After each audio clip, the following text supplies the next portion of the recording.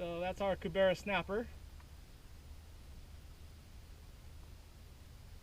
And that's what's going to be for dinner tonight. Today for lunch, it is going to be Cubera Snapper. I'm going to probably either just do a basic fish fry or I might just do it on the grill. Not quite sure yet. By the way, I'm going to leave it whole, scale it, gut it, and then go from there. So this is the Cubera Snapper. This one is 17 inches.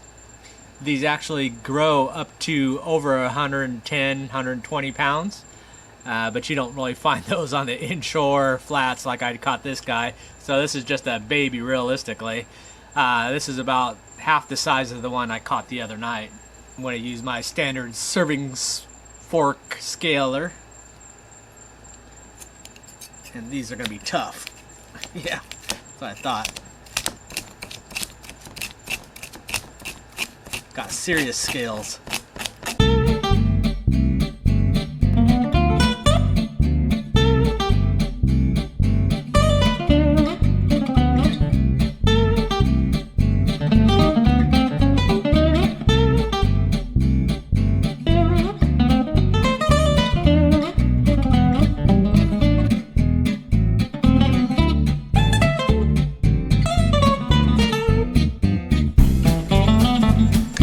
Next, we're going to go ahead and gut this guy.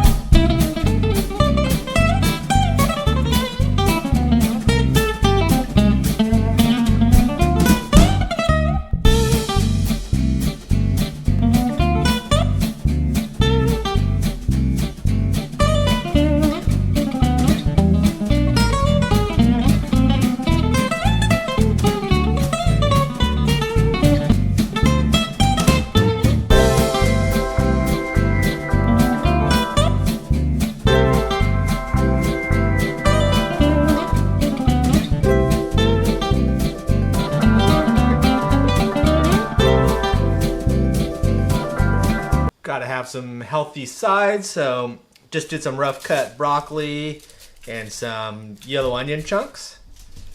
Add a little bit of, a little bit too much olive oil, and just gonna spice it up a bit with some Cajun spices, a little bit of pepper, and a little bit of salt. And we're just going to seal it up, and we're going to make a little foil pack, steam foil pack basically. Quick and easy.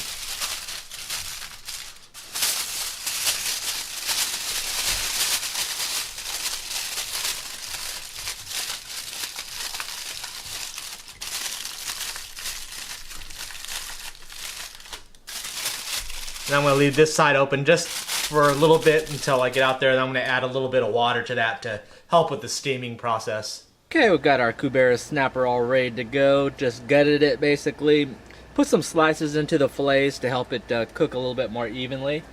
Now I'm just going to give it a quick rub down with some olive oil, as well as hit it up with some spices on each side. And we're just going to go some salt,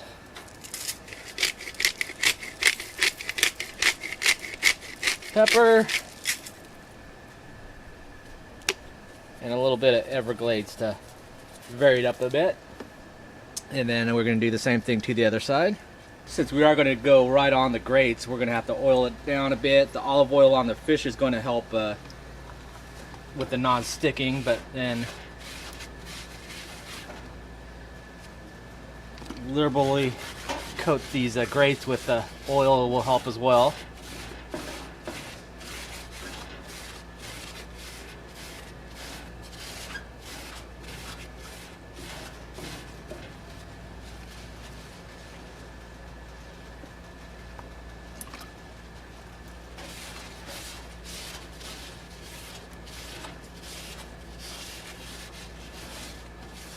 Okay, nice and oiled up.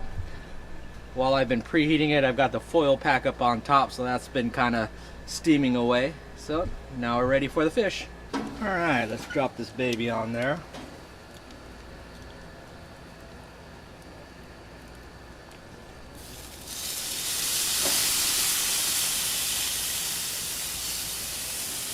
Smells good already. I did put some minced garlic on it as well. Forgot about that. But that's what we're doing there. Shut that up and give it about 5 minutes and we'll check on it. All right, let's take a look. Looking good there. A little bit of stickage. All right, so we're ready to flip this guy. Oh, missed the skin there. That's okay, we'll be skinless anyways. There we go. While the skin's off, we'll go ahead and lime it up a bit. Get some flavor in there. Half a lime on each side. Alright, let's take this guy off here.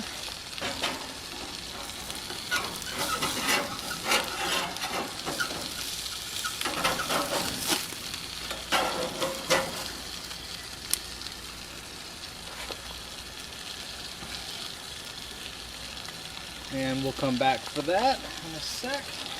And that's how we do lunch. So what we've got there is the big toothy Cubera Snapper. Threw it on the grill. Add a little bit of lime, a little Everglades, salt, pepper, olive oil. Real basic, quick and easy. Did a foil steam pack with just some onions and broccoli. A little bit of olive oil, water to steam it up. A little pasta, a little bit of rice. And we got a quick and easy lunch, so that's how you do it. So for lunches, you know, it's got to be quick and easy, and otherwise I'd just go to McDonald's. I was actually going to do the catch and cook for dinner last night, but I didn't want to do another all-nighter and be eating at 6 in the morning for breakfast, basically, when I do those catch and cooks on the same evening night. So, but this is perfect. Like I said, I mean, realistically, prep time, if I didn't have to do the videoing, would probably be half an hour. Some quick instant pasta. The rice is just quick and easy. You do a vegetable foil pack. I mean, that's about as quick as you could do a side dish there. That goes on the grill as well while it's warming up, and then it's done when the fish, even though the fish cooks really quick. I already had the fish all gutted and sliced up and ready to go, so just a matter of throwing some spices on there. Like I said, half an hour meal. Lunches need to be just quick and easy and basic. I think I covered all the bases with this guy. The Cubera Snapper. Still nice, very moist. And it comes out in nice, big, solid chunks.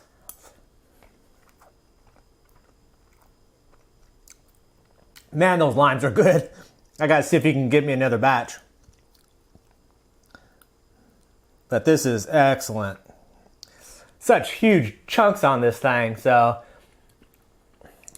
if you watched my last video, it was about kind of upgrading your mangrove snapper catches by increasing your bait size, going to live bait, and specifically going to those pinfish because they've got that little bit of a defensive prickly fins and stuff, so they're not so easy to peck apart. And those juvenile snappers are gonna like not want any part of it. So like I said, when you get those bites on those nice, good, solid pinfish, they're gonna be a good fish. So I wasn't surprised. This one I think was 17 inches, but that's usually what happens. I like 14 to 15 inches is my perfect size for mangroves or yellowtails, just for eating fish.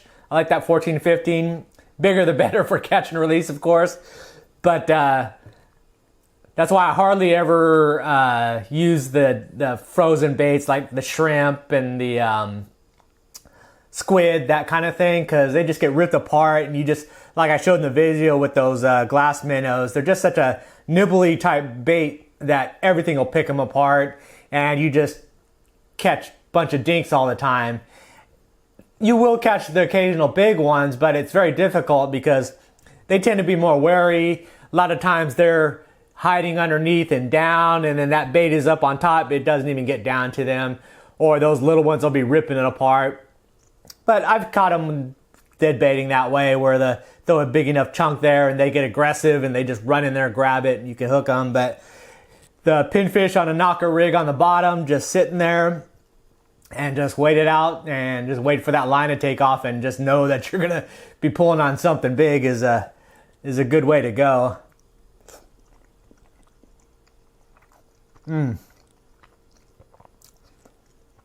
Excellent, excellent. Man, delicious. But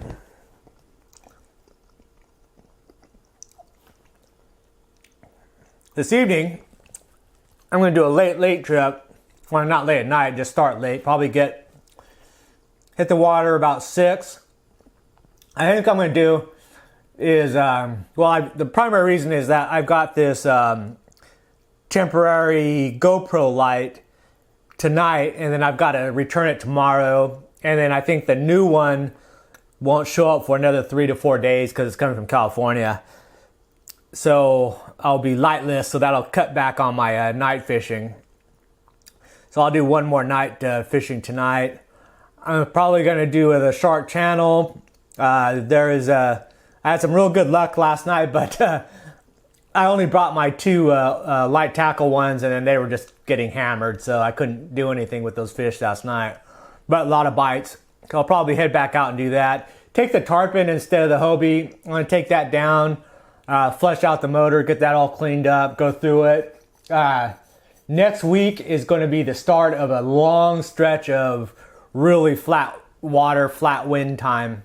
It's going to be all flat for like a week or 2 weeks, so expect to be able to do a lot of good quality fishing then, both offshore, the reef, inshore, the flats. So people that have been wanting some permit bonefish stuff, I'll be able to target those because I could do a couple of offshore trips, get those out of the way because that's my preference. If I get 1 or 2 flat water days, I'm going offshore and not doing the flats fishing. But if I have 4, 5, 6 days of flat, calm water, then I could do a couple offshore reef trip, and then maybe be able to do a quality flat stay. So I think I'll be able to do that. So anyways, that is what's going to be the plan. I'm going to finish my lunch, get the kayaks all swapped out and ready to go. Be out here. So anyways, that's how I do lunch. Thanks for watching, and I'll see you next video. Bye.